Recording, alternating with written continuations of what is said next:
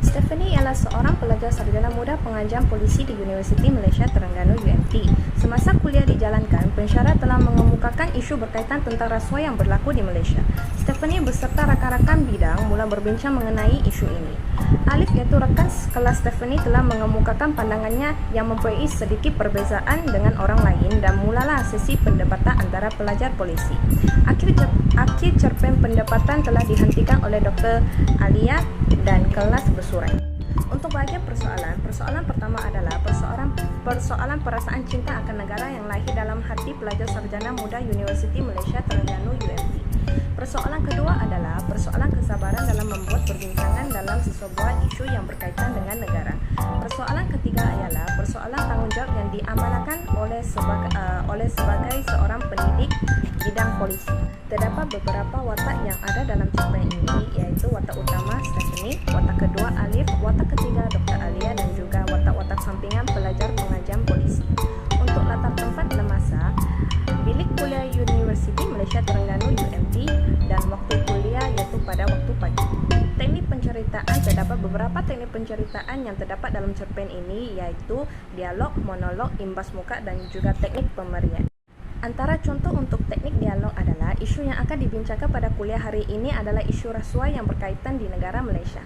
Adakah kamu tahu tentang isu ini? Dr. Alia bertanya kepada para pelajar. Teknik kedua ialah teknik imbas kembali, iaitu Stephanie mengemukakan beberapa isu yang pernah dikemukakan oleh pensyarah sebelum kuliah sebelum ini dan juga memberikan beberapa contoh serta jumlah yang pernah dimakan oleh pensalah berkaitan dalam kes-kes isu rasuah sebelum ini. Plot permulaan dalam cerpen ini terdapat beberapa watak yang bernama Stephanie, Alif, Dr. Alia dan juga pelajar pengajar polisi. Cerpen ini dimulakan dengan suasana yang aman serta cuaca yang mendung. Stephanie, Alif dan pelajar merupakan seorang pelajar polisi akhir tahun. Mereka merupakan pelajar yang sangat berminat dan mengambil berat tentang isu-isu yang berlaku di negara. Dr. Alia merupakan seorang pensyarah yang mempunyai pengalaman yang sebagai seorang pendidik serta berprofesional dalam bidang pengajaran polisi. Untuk bahagian perkembangan, penulis memerihalkan tentang kisah mereka berbincang tentang rasuah yang pernah berlaku di Malaysia.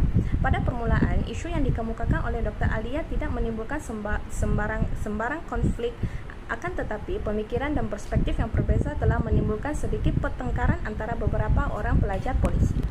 Untuk bahagian klimaks, Alif mengemukakan pemikiran tentang isu rasuah yang pernah berlaku di Malaysia dan mengaitkan masalah ini berlaku disebabkan oleh kekurangan nilai kemanusiaan dan beliau melibatkan isu perkauman dalam kalangan penjawat awam.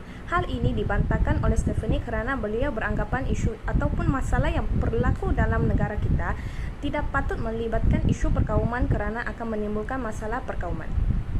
Untuk bahagian pengakhiran, Dr. Alia telah memberikan pandangan yang profesional mengenai isu dan menerangkan idea-idea yang dibahaskan oleh Alif, Stephanie dan juga pelajar-pelajar polisi yang lain tentang isu ini.